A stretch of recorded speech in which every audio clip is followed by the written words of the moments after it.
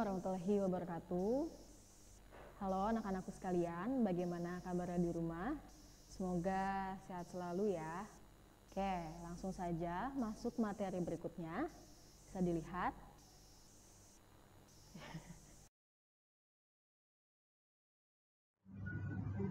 Assalamualaikum. Masuk materi baru yaitu hubungan sosial manusia sebagai individu dan anggota kelompok. Oke, di sini kita akan membahas terlebih dahulu mengenai individu dan juga kelompok. Yang pertama, yaitu realitas manusia sebagai makhluk individu. Bahwasannya, makhluk individu itu pasti memiliki unsur jasmani rohani, unsur fisik, psikis, dan juga jiwa dan raga. Nah, seseorang individu dikatakan individu sebagai manusia individu apabila unsur yang tadi sudah Ibu sebutkan menyatu dalam dirinya. Oke, berarti makhluk individu juga berperan untuk mewujudkan hal yang ada di masyarakat. Bisa kalian lihat ya, 1-4. Oke, lanjut.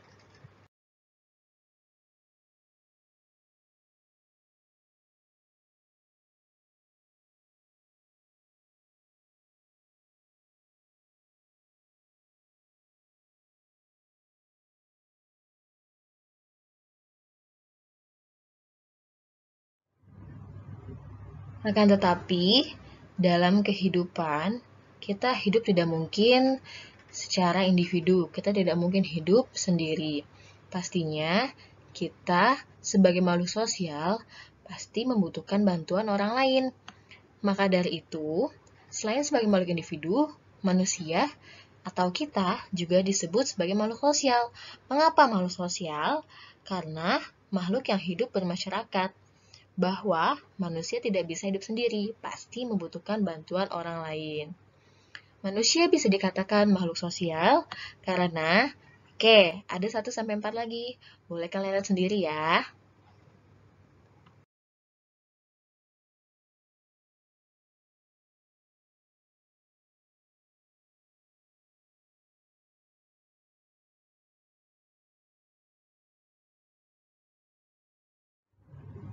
Nah, pada dasarnya dalam kehidupan, kita pasti hidup secara berkelompok.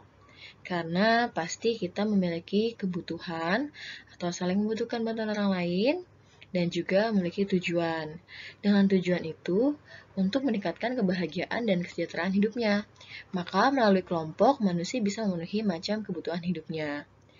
Nah, kalau Bapak Marx melihat manusia itu sebagai human social animal, maksudnya adalah yang dapat berkembang sebagai pribadi dalam kelompok masyarakat. Gitu.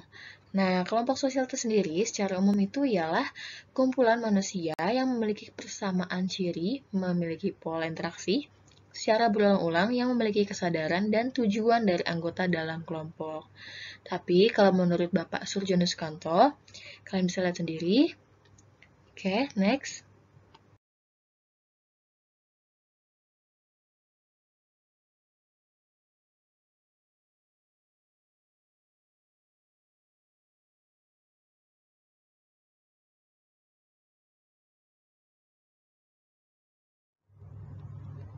Karakteristik terbentuknya kelompok sosial ada nilai, norma, peran, status, dan juga ikatan kelompok. Yang pertama nilai. Nilai itu adalah sesuatu yang dianggap baik, buruk, atau benar di masyarakat.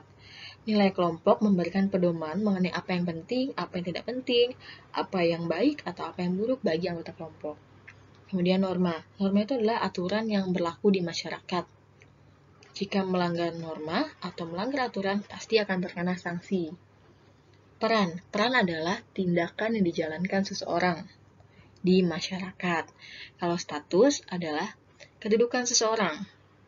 Jadi status ini contohnya adalah guru. Guru adalah statusnya, tapi perannya adalah mengajarkan murid. Begitu. Nah, yang terakhir ada ikatan kelompok. Ikatan kelompok ini kemampuan dari kelompok itu untuk mempertahankan keutuhan dirinya atau mencegah keberadaannya terhadap ancaman atau tekanan. Jadi ikatan kelompok ini adalah seperti faktor apa sih yang mengikat dari kelompok tersebut untuk selalu bertahan Begitu. Ya, gimana? Sudah diperhatikan PPT yang Ibu berikan? Oke, untuk lebih lanjut, nanti kita ketemu di Google Meet.